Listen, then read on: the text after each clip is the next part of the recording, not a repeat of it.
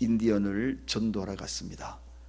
그리고 난 다음에 거기에다가 선교센터를 열심히 인부를 고용하여 그 일들을 짓기 시작했습니다.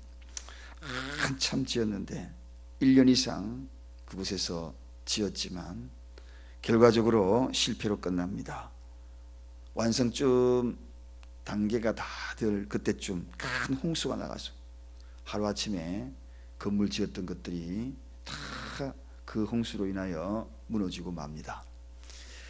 그런데 그때 약혼자가 편지가 보내와서 공사 지금 잘하고 있냐고, 선교센터 지금 잘 짓고 있냐고 편지가 온 겁니다. 그럴 때에 이 엘리웃이라는 사람이 편지를 답장을 씁니다. 홍수 속에 하나님의 음성을 들었다고. 그 음성은 아직도 나는 너를 여전히 사랑한다. 아직도 나는 너의 하나님이다. 지금도 너는 나를 신뢰할 수 있느냐 하면서 음성을 들었다. 이제 내 수고가 물거품처럼 보였지만 그러나 그 속에 하나님의 음성을 듣고 그 일들은 다시 시작이 될 것이다. 이렇게 답장을 보냈다고 합니다. 하나님의 음성을 실패 속에서도 들을 수 있는가? 절망 속에서도 들을 수 있는가? 그것이 오늘 관건입니다. 많은 사람들이 이 빈들은 어쩌면 우리의 공허한 심령일 수도 있고 실패의 자리일 수도 있고 그리고 아무것도 할 수 없다는 절망의 자리일 수도 있습니다. 그런데 그 속에 하나님의 음성을 들을 수 있는가? 그 음성을 듣는 자가 기적을 경험할 것이라는 것입니다. 하나님의 놀라운 기적을 경험할 것이다. 오늘 이 본문의 이야기는 다른 이야기보다도 가장 보편적으로 군중들에게 임한, 군중 전체가 다 경험한 사건입니다. 그래서 한 사람 병자가 치료되었다, 한 사람 죽은 자가 일어났다, 그러한 사건과 달리 군중 전체가, 참여한 전체가 다 대중적이죠. 굉장히 사회적입니다. 특별히 이 사건이 있고 난 다음에 예수님을 임금으로 삼으려고, 그렇게 추대하려고 한 본격적인 운동들이 일어날 만큼 저가 바로 우리의 유대인의 왕이다 라는 그러한 이야기들이 일어나게 된 배경이 바로 이 사건. 그래서 마태복음부터 시작해서 사복음서에 전부가 다 기록되어 있는 유일한 내용이 바로 오늘 이 내용입니다. 얼마나 대중적이고 군중들은 인간들은 그저 배불리 먹여주면 왕으로 세우려고 그럽니다.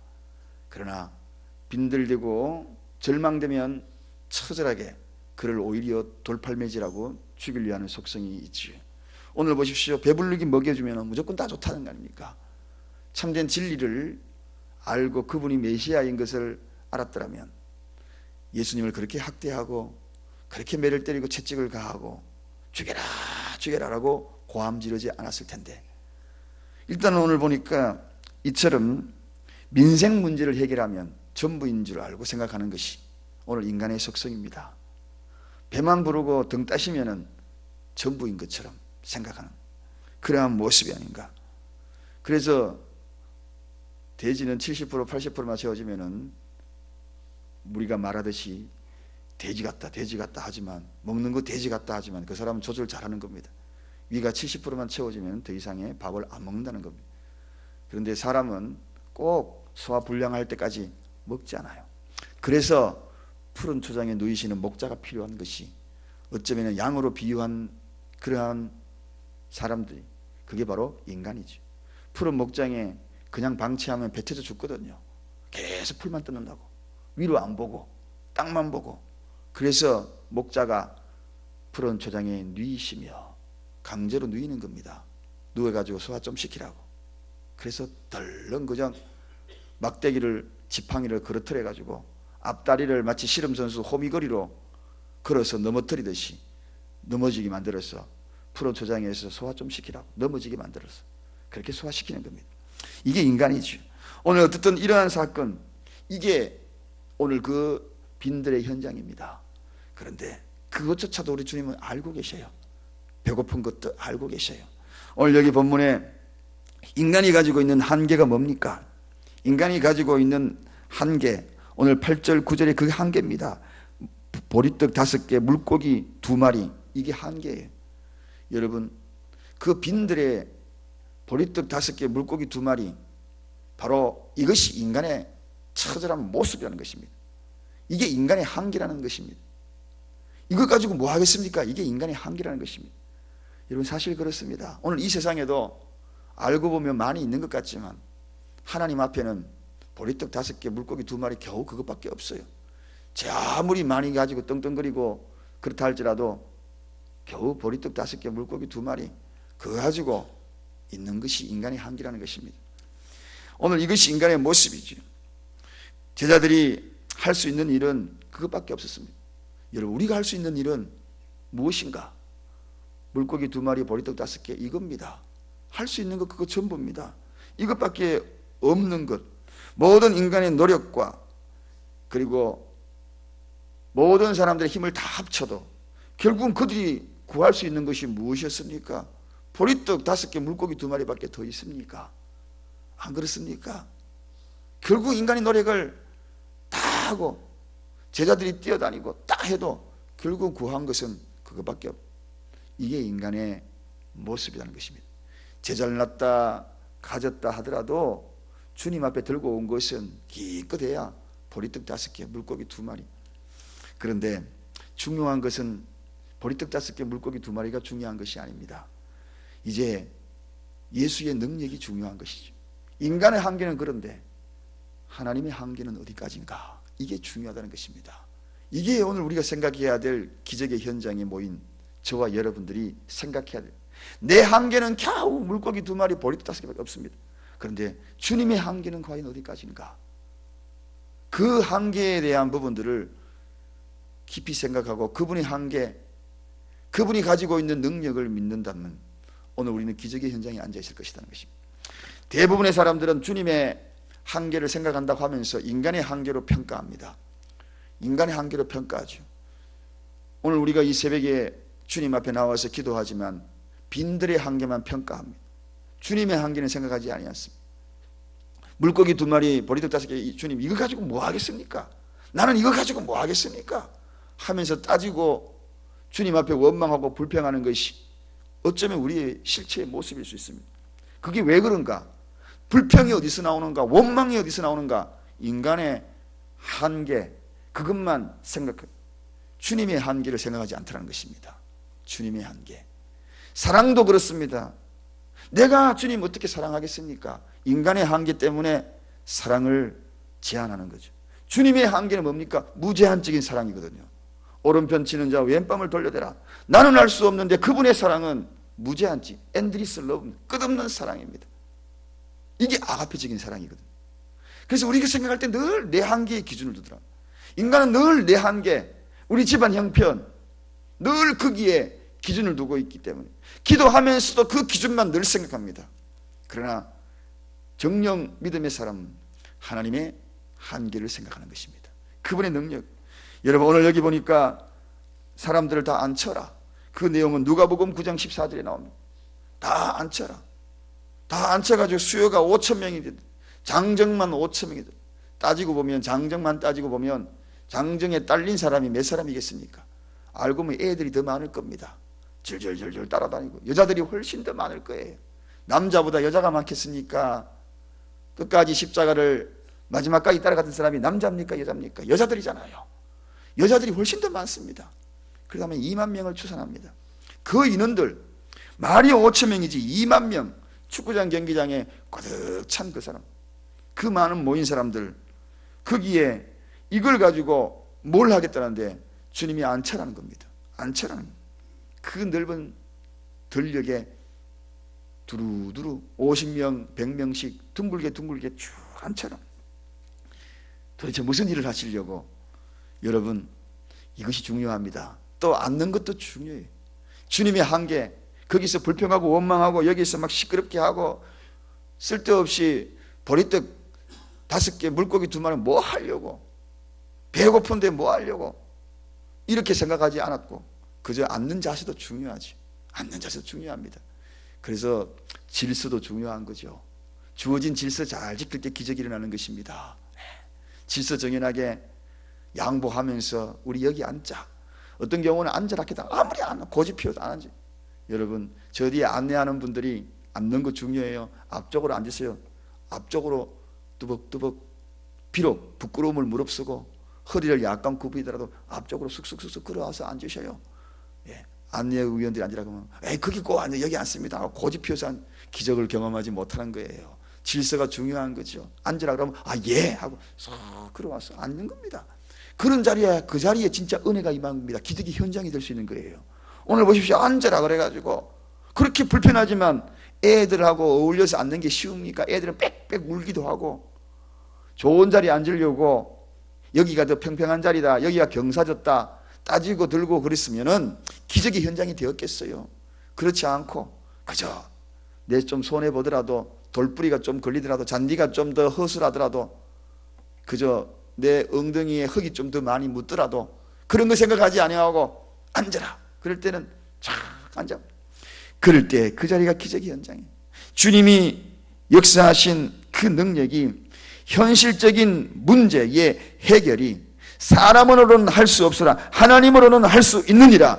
마태복음 19장 26절에 기적의 현장이에요. 사람으로는 할 수 없는 겨우 물고기 2마리 보리떡 5개, 그 현장이 사람으로는 할 수 없었지만 하나님으로는 할 수 있다는 그러한 모습, 그 일들이라는 것입니다. 그런데 그 일이 어떤 결과로 다가오는가? 군중들이 다 배불리 먹었다는 것이 중요합니다. 그리고 남았다는 것이 중요해요. 은혜는 밀물입니다. 째째하게 우리 주님이 은혜를 베풀지 않아요. 은혜 한번 받으면 풍성한 것입니다. 밀물입니다. 언제 그랬던가 싶어. 땅이 쩍쩍 갈라져 있고 골이 파져 있는 그런 썰물, 그런 인생이 언젠가는 밀물이 밀려오면 그것이 언제 그랬던가 온전히 덮어버린 것을 봅니다. 군중들이 다 배불리 먹었더라. 오늘 이 말씀 기적의 현장이 되었잖아요. 기적이 되었잖아요. 인간이 갖고 있는 물고기 2마리 보리떡 5개, 주님의 말씀대로 그대로 순종하고 질서를 지키고 그리고 그의 능력을 의지하고 둘러 앉았더니 그 자리가 기적의 현장이다. 사람으로는 할 수 없어도 우리 주님은 할 수 있다는 이 믿음이, 그 현장이 이제 눈앞에 보여지는 겁니다. 사랑하는 여러분, 이러한 현상들은 참으로 출애굽 당시에 만나가 하늘에서 내렸던 배불리 먹었더라, 기억나시죠? 거기도 역시 광야였어요. 한번 내리면 배불리 먹는 겁니다. 메추라기가 내려가지고 배불리 먹여, 내일 거 준비 안 해도 내일 아침에 또 내려가지고 배를 두드리면서 먹어버려. 이것이 하나님의 은혜입니다. 이것을 무제한적인 은혜다.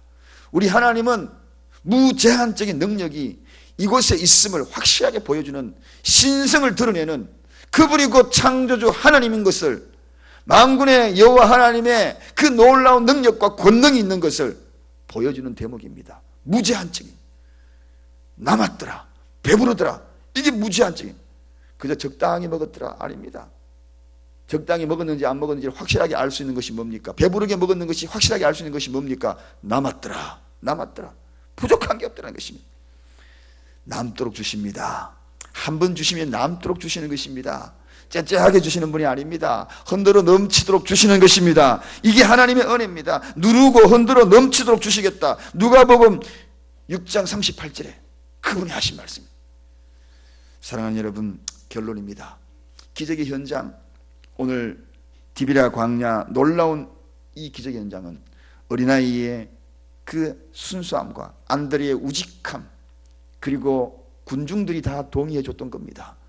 여러분, 하나만 있어가지고 기적이 일어난 것이 아닙니다. 다 연결고리가 있잖아요.